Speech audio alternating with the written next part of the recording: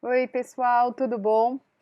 Dando sequência à introdução da CDD, vamos falar nessa videoaula sobre as regras para quando a gente tem um livro com mais de um assunto. A primeira regra é a regra da aplicação. De acordo com essa regra, eu devo classificar dois assuntos que estão interrelacionados, onde um influi no outro, ou um é consequência do outro, no assunto sobre o qual a ação recai ou a que se destina a ação. Então, por exemplo, classificar um texto analítico que verse sobre a influência de Shakespeare em Keats vai ser classificado em Keats. Da mesma maneira, um livro sobre decoração na arquitetura não será classificado em decoração, mas em arquitetura, que é onde recai a ação. Essa regra, pessoal, tem precedência sobre as outras 4 regras que nós vamos ver. E todas elas são aplicadas por essa ordem que a gente apresenta. Primeiro regra de aplicação, depois a segunda regra, depois a terceira, depois a quarta e por fim a quinta. Então você esgota cada uma dessas etapas antes de tentar a próxima. A segunda é a completude do tratamento. Em inglês, lá na introdução, ela não aparece com um nome, com um título, né? Mas aparece a definição do que deve ser feito, que é o seguinte: classifique uma obra sobre 2 assuntos com o assunto que recebe o tratamento mais completo, né? Então, se eu vejo que o livro tem desses 2 assuntos muito mais capítulos de um e menos do outro, eu vou classificar naqueles que tem mais no assunto que é referência da maior parte dos capítulos. Então, por exemplo, um livro que trata de Bíblia e traz ao final um pouquinho sobre arquivologia deverá ser classificado em biblioteconomia. Uma obra sobre aeronaves, com apenas um capítulo para ônibus espaciais, foguetes, etc., você vai classificar em aeronaves. Sempre observando se não é possível eu aplicar a primeira regra, a regra da aplicação antes dessa, né? Vejo se um dos assuntos não influi no outro, porque dessa forma será esse que eu deverei classificar no assunto onde recai a ação. Se não, esse não for o caso, tento a completude do tratamento. Não deu, né?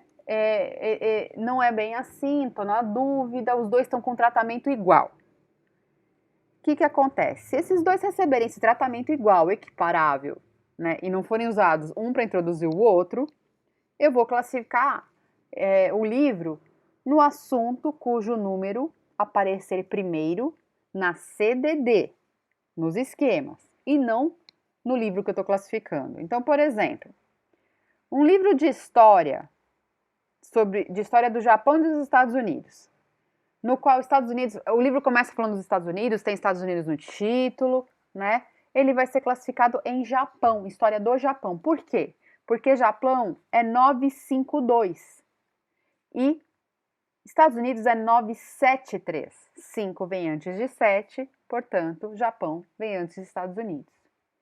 Um livro que tenha como assuntos basquete e handball vai ser classificado em handball, mesmo que basquete apareça primeiro no livro. Mas na CDD, quem aparece antes é handball. Veja, handball é 312 e basquete é ponto 323. O 1 vem antes do 2. 3, 1, 2, 3, 2, 3. Essa regra tem 2 exceções. A primeira é essa que eu vou mostrar para vocês. Não é esse caso, mas é um caso de observar as notas no esquema. Então, por exemplo, quando a pessoa vai classificar um livro sobre pássaros e mamíferos, a rigor, pássaros vem antes no esquema, 598. Mamíferos vem depois, 599. Só que quando eu vou lá no pássaros, tem uma notinha explicando o seguinte, que se for uma obra mais abrangente, mais compreensiva, que trate sobre animais de sangue quente, eu devo jogar para 599, né? Então, isso é importante para dizer que, mesmo existindo as regras, as notas são soberanas às regras. A segunda exceção é quando esses dois assuntos forem as 2 únicas subdivisões de um assunto mais abrangente. Aí, ou seja, eles vão ocupar tudo ali, então você já pode generalizar, né? Ou, por exemplo, quando houver 3 subdivisões e 2 representam 2/3, que é a maioria, né? Então, aqui o exemplo é Se eu tiver um livro sobre sistemas coletores e sistemas distribuidores, vejam aqui na imagem, os dois, é ponto 142, ponto 143, ou ponto 142, ponto 144. Os dois são as únicas subdivisões de 1.4. Portanto, nesse caso, eu generalizo. Eu vou para 1.4. A quarta regra é a regra de 3. A regra de 3 não é aquela da matemática, mas é a regra de 3 assuntos ou mais.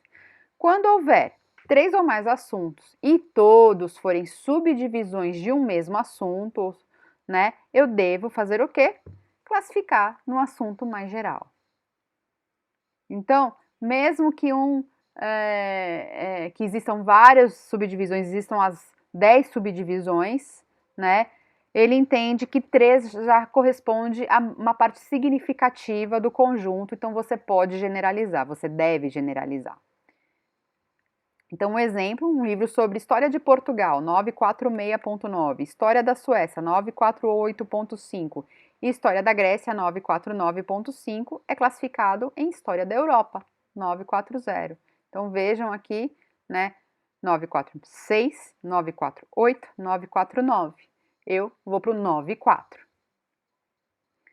Uma obra também sobre aritmética, álgebra e cálculo, que são subdivisões da matemática, serão classificadas, ou será classificada essa obra em matemática. Por fim, temos a regra do zero. A regra do zero é uma regra que diz respeito a quando você tem um assunto que você não consegue traduzir ele direito porque você não encontrou esse assunto especificamente na CDD, mas você encontrou algumas notações que juntas poderiam formar o assunto que você quer. Essa regra basicamente vai dizer para você evitar notações que contenham um número zero a partir do quarto dígito, né? Ou se todas elas tiverem zero, a que tiver menos zero. Então vamos lá. Primeiro, evitar notações cujas subdivisões, o quarto dígito, aquele após o ponto, comece por zero. Ou, se todas essas subdivisões tiverem zero, escolher aquelas com menos quantidade de zeros. Ou ainda, se todas tiverem a mesma quantidade de zeros, aquelas cujo zero está mais distante do início. Então, um exemplo dado é uma biografia de um missionário metodista norte-americano na China. Quando a gente vai consultar o índice, a gente encontra 3 possibilidades, porque nenhuma vai ser completa. Então, biografia de missionários, missões estrangeiras dos Estados Unidos na China e biografia de missionários da Igreja Metodista Unida. Pois bem, 3 números começam com 266, são todos com os zeros após a subdivisão. Então, por essa regra, eu vou analisar cada um e olho a quantidade de zeros que tem. Então, por exemplo, esse primeiro tem 2 zeros, e inclusive eles aparecem junto logo no começo. Esse segundo tem um zero no começo e outro zero perdido ali. E o terceiro tem um zero. Então, por 2 motivos, eu escolho o terceiro possibilidade. Porque é a que tem menos zeros e cujo zero está mais distante do início da classificação. Tá bem? Na próxima videoaula, vamos falar de quando a gente tem mais de uma disciplina possível, como a gente faz para escolher. Tchau, tchau, até mais!